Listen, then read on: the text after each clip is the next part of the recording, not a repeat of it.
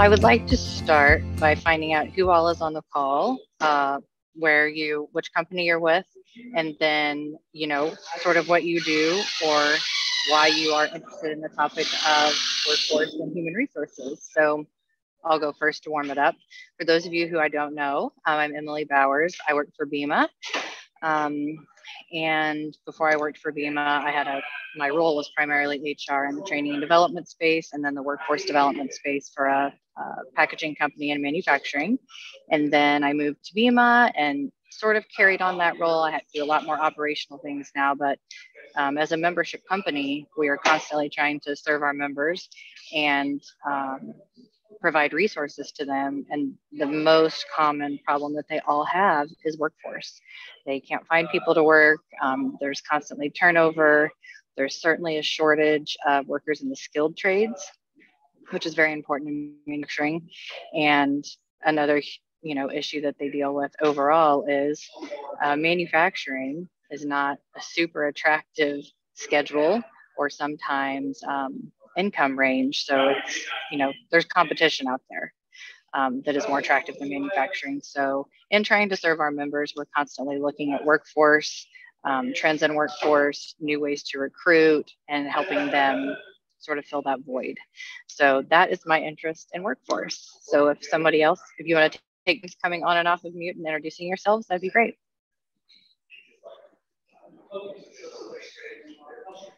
I'll go. This is Cheryl Bryan. Good morning. Hi. And I am from AMF Bakery Systems in Richmond, Virginia. And this is my first time at the conference. So we're excited. So thank you. But I oversee the supply chain operations. I'm director of supply chain operations. And one of the things that falls beneath me within my role is the machine shop, making parts and recruiting that technical skill. Machinist is extremely difficult and just comes with a whole new set of challenges. So I am really interested in hearing more about what others are doing to be creative, to find that talent or to develop that talent, nurture that talent within their organizations. So thank you. All right. Thanks for being here, Cheryl. Okay. Okay. So like Cheryl, I'm Justice Larson, but first time attendee. I'm the corporate engineering manager for Fran's United States Bakery. My interest in this is like, I think majority of the bakeries out there. The past 2 years, hiring has been very difficult, particularly in the production department. And then next to that would be our engineering maintenance department. Lately, the hiring hasn't been as challenging, but the retention has been quite a bit more challenging. So we're starting to get people in the door, but getting them to stay past the 2-week mark has been very challenging. So just interesting to see what other ideas and things have kind of come up from the group and see what we can steal. Thanks for being here. Mitch Lindsay, Burford. I'm in sales department, sales account manager. Really in here to see what everybody's saying about it, because as you know, I travel a lot, visit customers, and this topic everywhere I go. Mm-hmm. How to get employees, where to get employees, how to keep them. So anything that I can gain here knowledge on, that I can share with customers when talking to them, is what I'm searching for. Okay. Thanks, Mitch.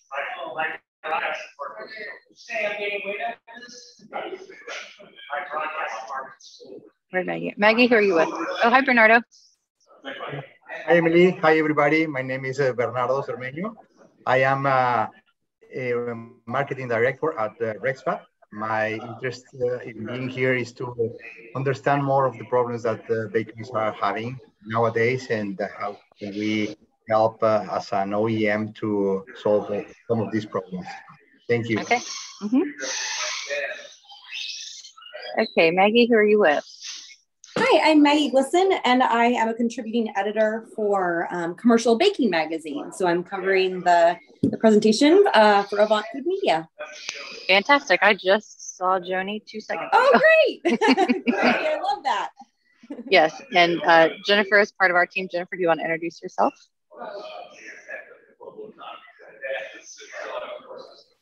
Sorry, was that me? I am part of the Ignition 90 team. My name is Jenna Heath. I'm just here getting some social content for BEMA. So I'm happy to be here and I can't wait to listen to it. Thanks, Jenna.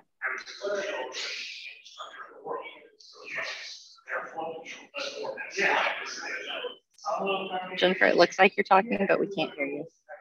Oh, I'm sorry. I was just waiting. I'm Jennifer Barnett Fox. I'm an independent contributor and I work with BEMA on their content. Yes, excellent. So nice to meet everyone. I'm glad you're all here. It's interesting that we have a mixed group of some that are here on site and then some joining from home. We love that about Workforce Wednesday. This is the second year that we've done Workforce Wednesday with our hope to expand beyond the people that are here at the conference, because that's maybe one or two people from a company and everyone's invited to Workforce Wednesday. So we're really just kind of working hard on those outreach type initiatives to reach more people. Right before this was food safety, and right after this was automation. So 3 very different topics for Workforce Wednesday today. And I'll say now, so I don't forget, you can join all the sessions today, and tomorrow morning and Friday morning, the BEMA Live links will be posted, probably on our social and on our website, I would assume. This room that they are building around me right now will be streaming live. So you can watch all of the programming in the morning, the keynote speaker, and the educational panels. So really easy to be a part of convention now. One of the great things that came from the months we had to go 100% virtual. Okay, so I think we should start by talking retention. Everyone's trying to keep the good employees they have. A few of you mentioned that in your introduction.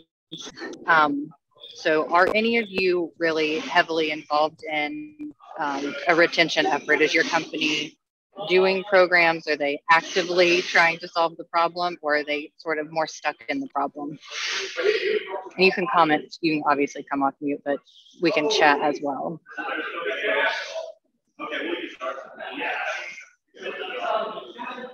So what we're finding, and maybe you don't know if you're not directly involved with that, but what we are finding is a lot of companies are struggling with the retention problem, but they are not really able to focus on how to retain the employees because all of their efforts are focused on acquiring.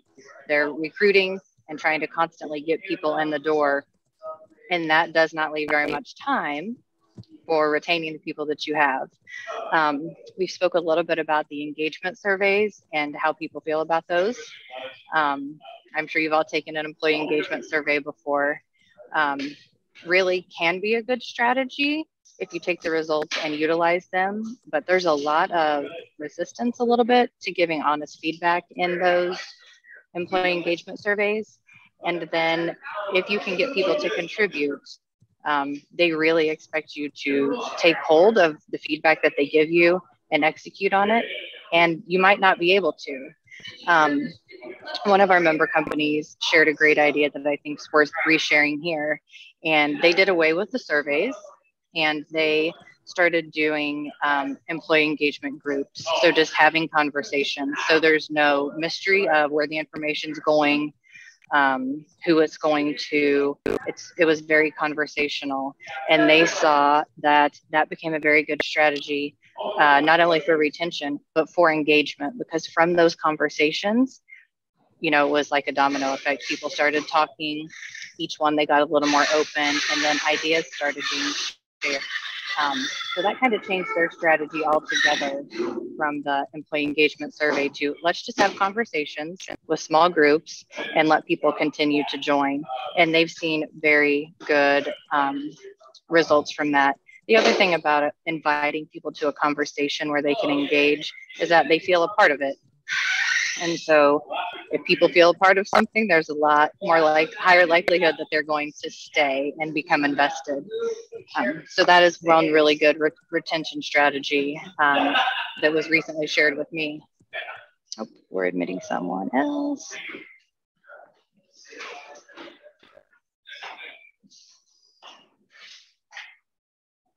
Connecting.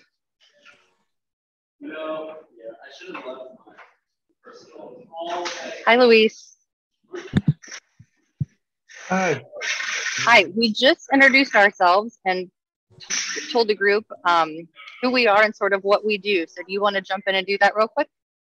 Absolutely. Luis Vargas, VP of Engineering for BEMA Ventures USA. 30 plus years in the industry. Very good. Thanks for being here today.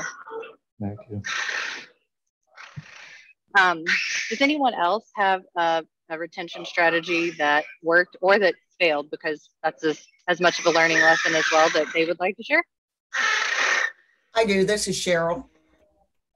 One of the things that we do is when we do onboard new employees, and we call them teammates, we put together a 30, 60, 90-day plan for them and have constant check-ins. It's somewhat like that conversation that you're speaking of, but it's to have that one-on-one to make sure that if there's anything that we need to be aware of that's not going well, we're on top of it so that we can address it and get out in front of it. But we've found that tool to be very helpful.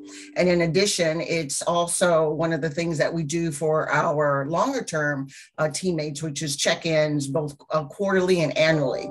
And it's giving them the voice to let us understand and listen to their concerns and see what we can do about resolving them. But that constant check-in every 90 days, every 120 days, it works well for us.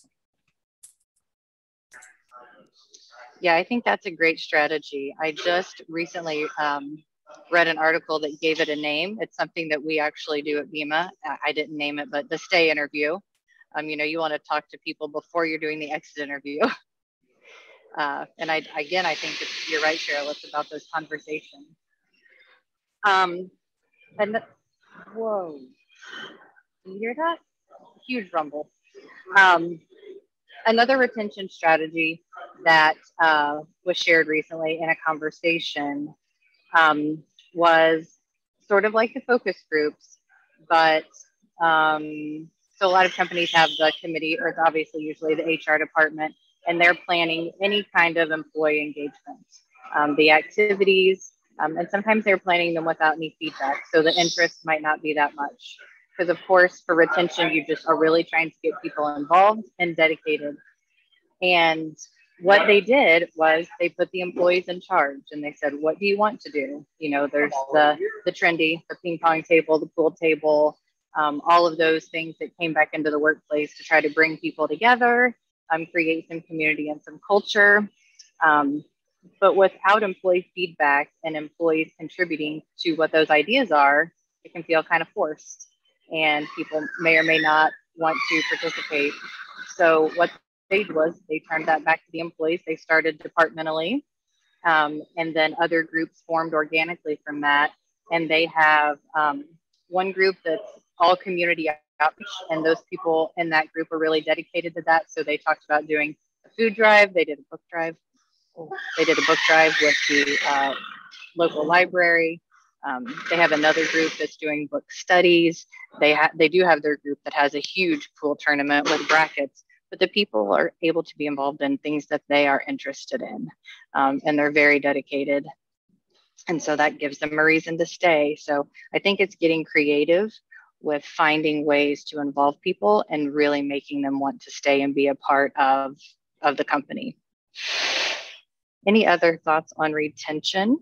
Because I think we will talk recruiting next.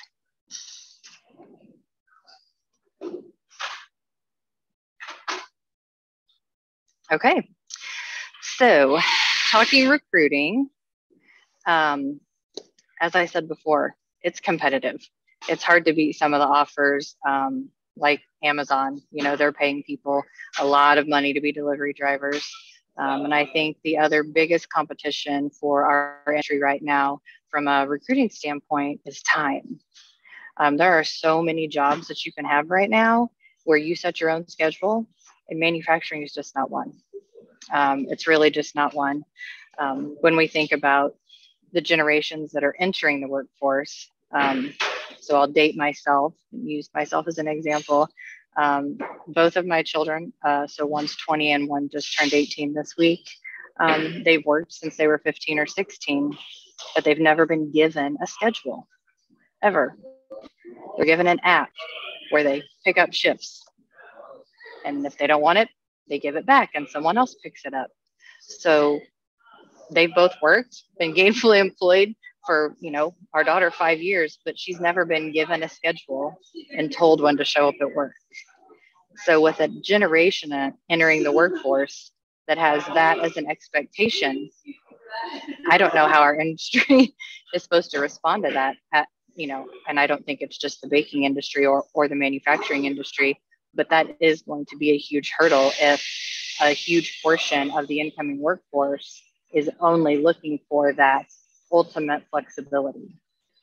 That's a huge hurdle regarding retention.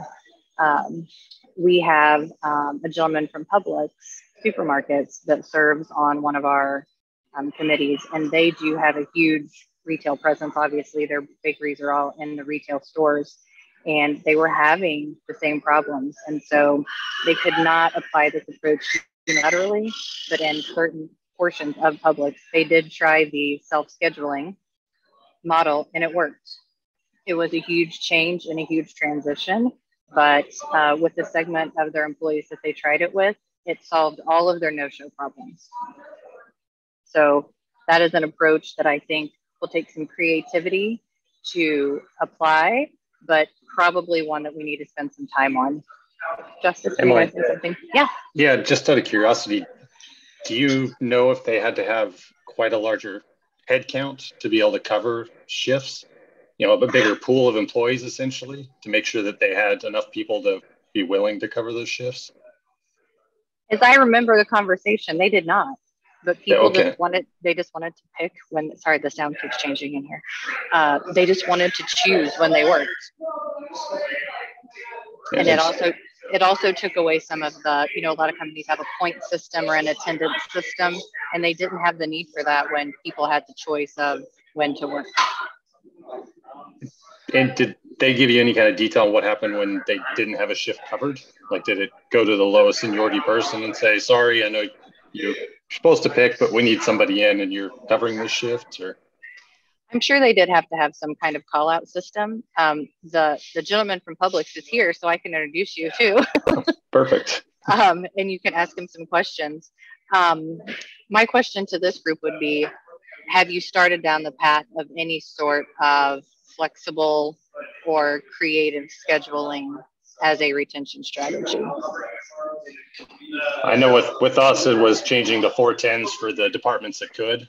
Mm-hmm. So like our maintenance department, we did have to actually increase employees to do it, but we changed some of our maintenance departments to run a 410 schedule in the higher density areas, the cities that are more competitive. Mm-hmm. And that seemed to help quite a bit. Was it a huge percentage of change in the number of employees you needed, or pretty manageable? Not dramatically.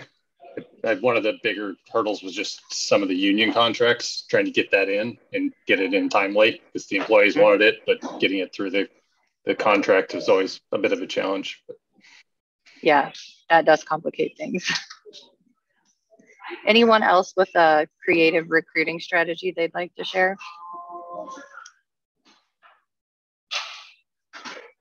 I'm just watching for a moment to see if anybody comes off mute, and we have another new participant joining.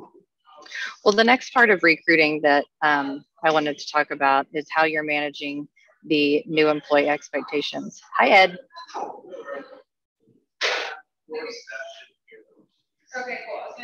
I don't know if he's all the way connected yet. And what I mean by new employee expectations is not just things like flexible scheduling, but the change in even the interview process, even starting before COVID, because COVID changed everything. But employees used to come to an interview and be interviewed by the company. They answered questions. It felt pretty one way. And that is not the case anymore. I think most interviews have become very much a two-way conversation where the company is, of course, interviewing the potential candidate, and the candidate's also interviewing the company, if you know what I mean. They want to really know what's in it for them. And I think for people that have been conducting interviews and recruiting for a long time, that was definitely a shift. So I would love your thoughts on how that's working for you which way you prefer. I definitely prefer a two-way conversation, and how your companies are handling that, because I feel like now, and I'm reading a lot now, that it's much more negotiation than an interview.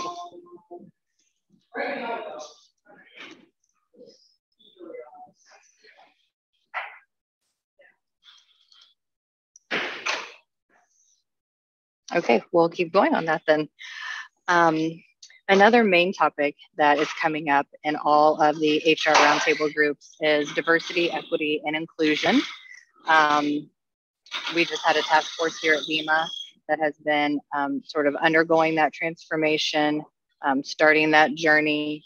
And we really started with awareness, not trying to create a statement or a huge program, but really educate ourselves as an association as to best practices. How do you not only get aware, but how do you stay aware? Because that's a changing dynamic. And so we dove right in, did a couple book studies, had a task force. The staff took a 7-week certification class, and we just started sharing ideas. And what we found is that it beyond rubber stamping it, and to really get people invested and discussing diversity topics was very time consuming. Worth it, worth every minute, but people don't just sit around the table and have a real honest talk about what's the need for diversity initiative, how are we going to do this, why are we going to do it, what the potential impacts could be.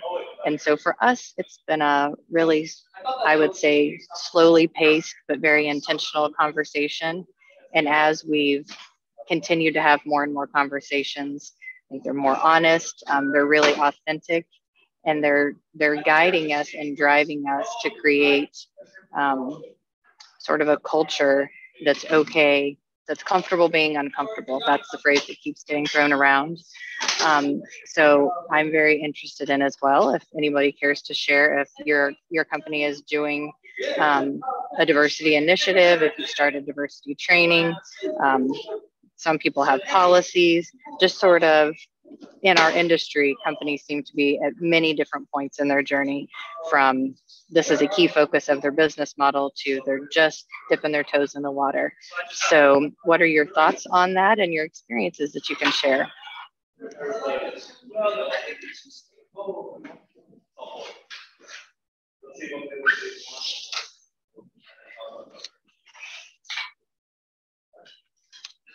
No one's talking diversity today.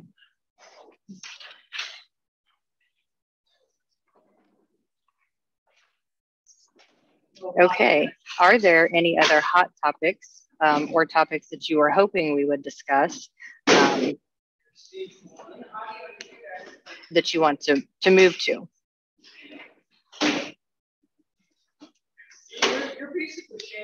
Okay, well, I would like to talk about, back to that retention, creative ways to find that workforce that you're looking for. You know, Cheryl, you talked real specifically about machinists. And so what is trending in our area, and that's working, I think, pretty well, is going back even before college and trade schools to those juniors and seniors in high school that are deciding what they're going to do for their future. It's really common and popular right now by junior and senior year to no longer be in the traditional coursework if you know that going to college is not your path. There are really great programs for those students. They can come out, you know, already down the road to nursing, already down the road to welding, already down all of these career pathways. And it's their goal to enter the workforce when they graduate. So they are prime candidates. You know, I know my son just graduated, and a huge group of kids left full-time employed. And that's pretty great for 18. And they were generally all in a trade.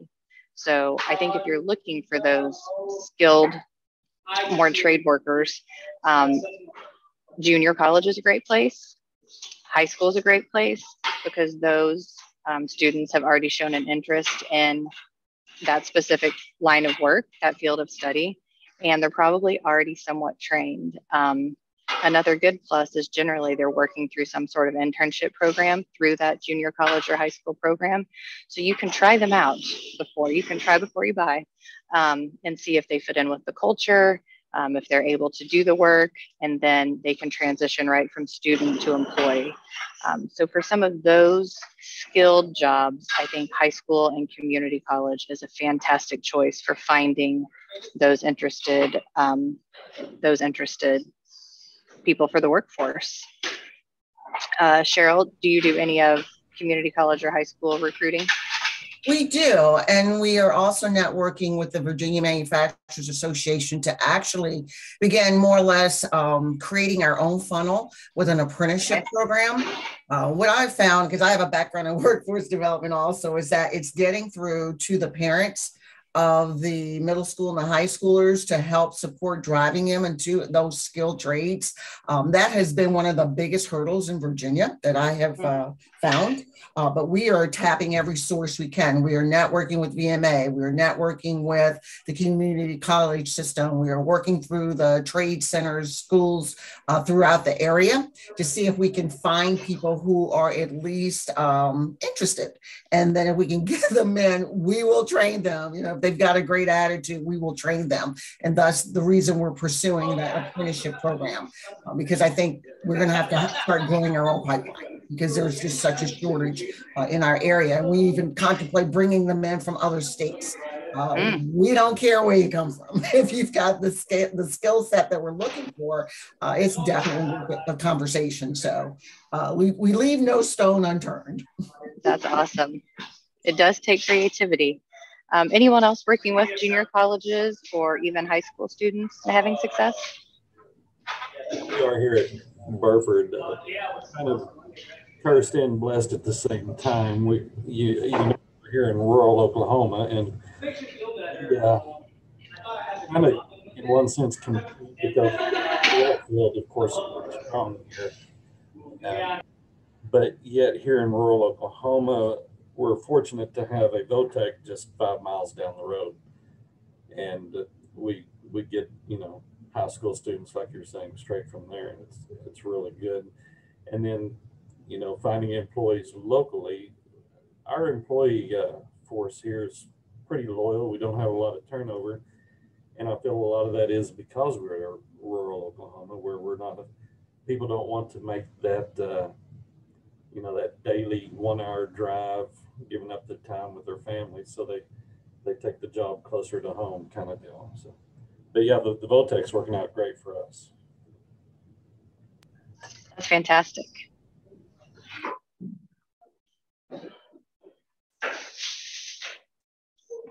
Okay, well, those are really the topics that I wanted to talk about today and share ideas, were that retention and recruiting and diversity were the real hot topics.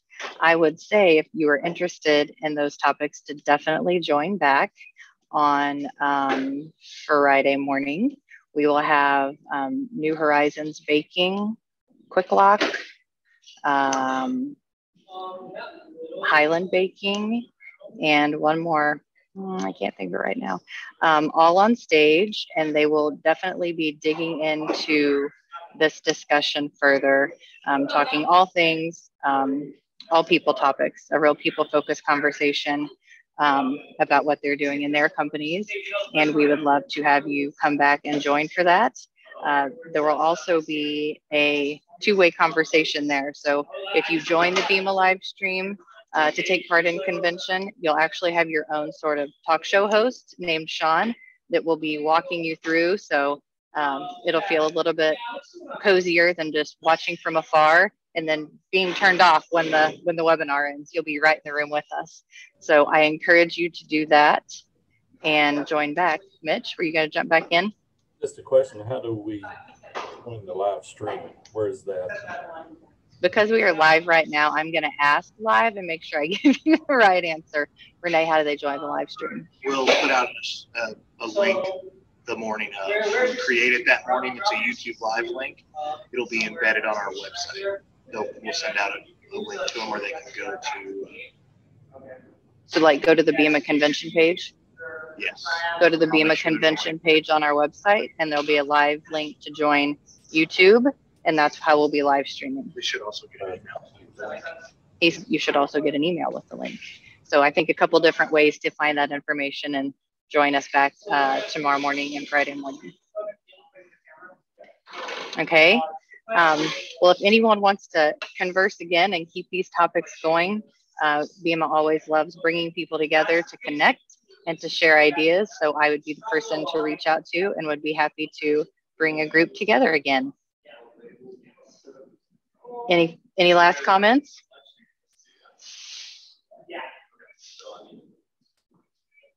Okay, well, thank you for joining today. It was nice meeting and talking to all of you, and have a wonderful afternoon.